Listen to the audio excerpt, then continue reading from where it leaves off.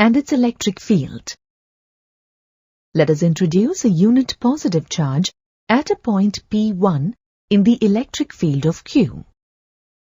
As both the source charge and the test charge are positive, this unit positive charge, placed at point P1, follows the path P1A in the electric field due to the repulsive force on it exerted by the electric field of the source charge. Thus, path P1A represents an electric line of force or an electric field line. An electric field line represents the path followed by a unit positive charge in an electric field. Repeating this procedure for various points in the electric field, we obtain the electric field lines around the charge. Electric field lines are used to represent the electric field of a charge or a system of charges pictorially. In fact, the electric field lines follow the same direction as the electric field vector at any point in the electric field. As any electric field line is the path followed by a unit positive charge in an electric field. If we draw all the electric field lines for the electric field of the given source charge Q, the electric field lines appear as shown. One of the most important characteristics of electric field lines is that they help us estimate the electric field strength. The relative density or closeness of the field lines at different points gives an indication of the relative strength of the electric field at those points. The field strength is stronger at places having more crowded field lines than at places where they are less crowded. To illustrate this, let us now consider two regions, A and B, of same area placed normal to the field lines in the electric field. The field lines in region A are relatively closer than those in region B. The number of field lines passing normal to an area is proportional to the magnitude of the electric field strength at these points. This indicates that the strength of the electric field at A is greater than the field at B. As the electric field strength is stronger in region A and weaker in region B, the electric field shown is a non-uniform electric field as the field strength varies from region to region.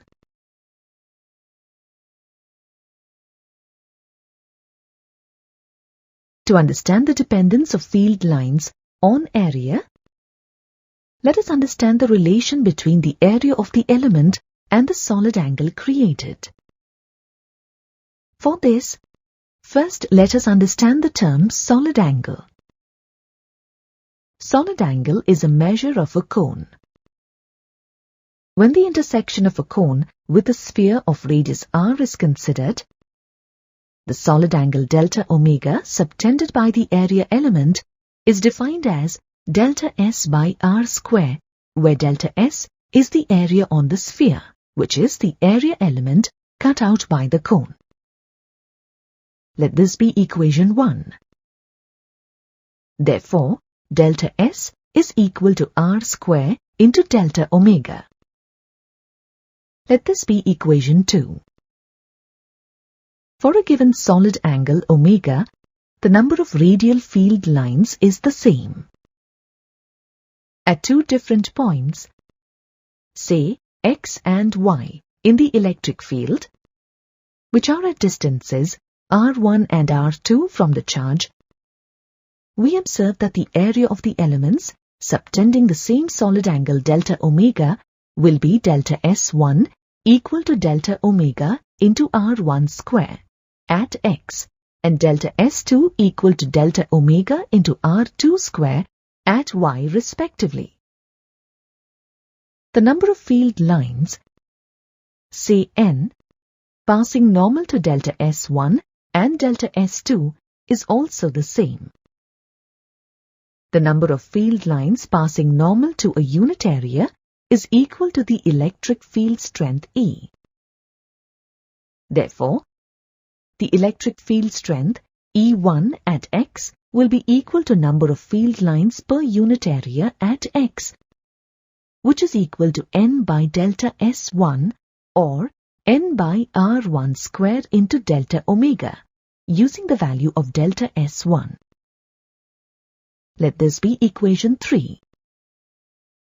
Similarly, electric field strength E2 at Y is equal to N by delta S2 equal to N by R2 square into delta omega. Let this be equation 4.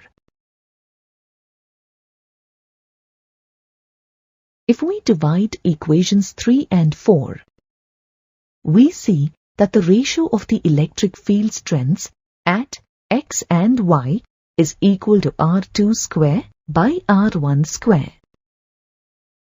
Hence, we can conclude that the electric field strength due to a point charge varies inversely to the square of the distance from the charge.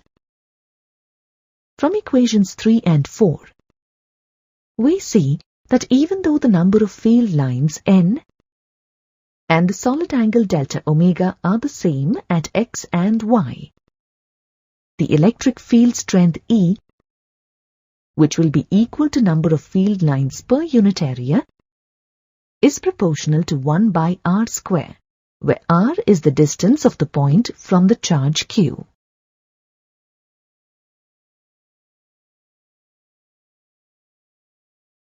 Earlier, you have learnt that the electric field strength vector of a positive charge, say plus Q, always points in a radially outward direction, and the electric field strength vector for a negative charge, say minus Q, points in a radially inward direction.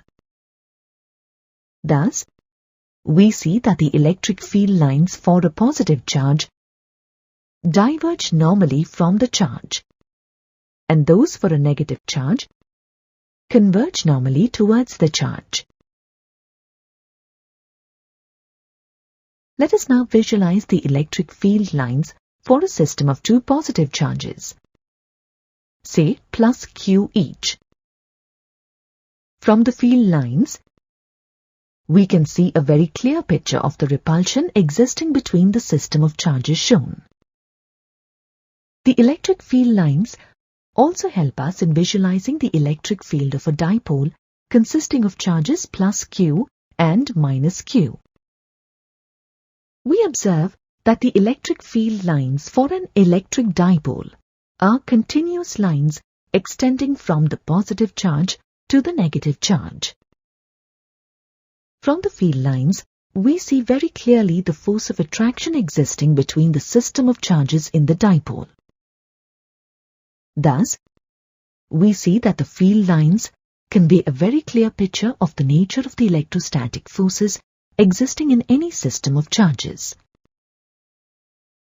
From these examples of various charge configurations, we observe the following properties of electric field lines. The tangent drawn to an electric field line at a point in the electric field gives the direction of the electric field strength E at that point. The direction of the tangent at a point indicates the direction of the force on a unit positive charge at that point, and hence it gives the direction of the electric field strength at that point. For the electric field created by a system of positive and negative charges, the field lines begin at the positive charge and end at the negative charge, since the field lines diverge normally from a positive charge and converge normally at the negative charge.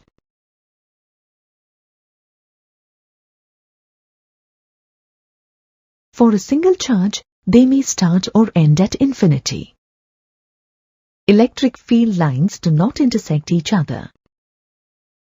If the electric field lines intersect each other, then at the point of intersection there will be more than one direction for the electric field, which is not possible. The number of electric field lines is proportional to the magnitude of the charge. The number of electric field lines is proportional to the magnitude of the charge. For a charge configuration of magnitude Q, if the field lines per unit area normal to it are, say, n, then for a charge of magnitude 2Q, the number of field lines passing normal to a unit area is equal to the electric field strength.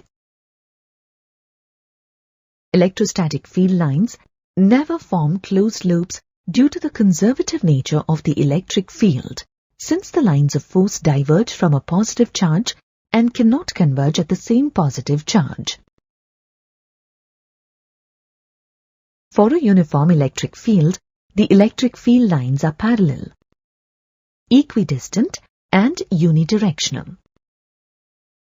For a non-uniform electric field, the electric field lines are not parallel. In a charge-free region, the electric field lines are continuous curves without any breaks.